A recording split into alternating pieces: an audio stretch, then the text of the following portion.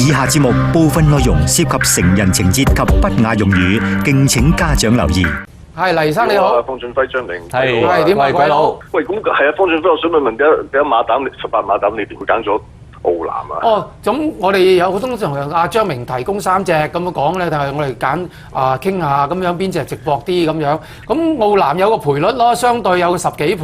偉達唔騎喎，賽好多時唔係配偉達贏㗎啦，有18馬膽最緊要 win，好似今次今季仲未 win。好多謝你。你咁大聲做乜撚嘢啫？要撚傾向咩？我哋嘅18馬膽咧，呢輪都備受壓力嚇，咁我哋都唔會放棄嘅，一定努力咧搏一個 win 出嚟。咁啊，亦都咧就冇話咧，因為壓力啊揀咗啲大熱門啊嚇。咁啊，一個次熱門有啲分頭嘅，都係尾場喎。睇下乜嘢？覺得呢隻8場5嘅順利得勝好大餐市先啦。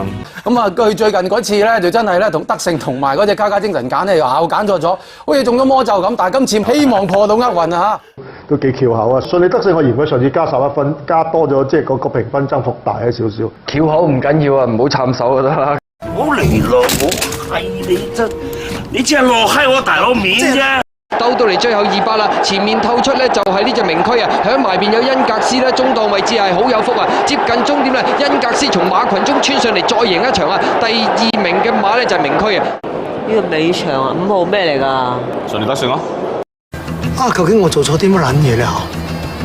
六環彩普通獎154,367，綠寶獎5572180蚊，真係多咗㗎嚇，超值嘅真係。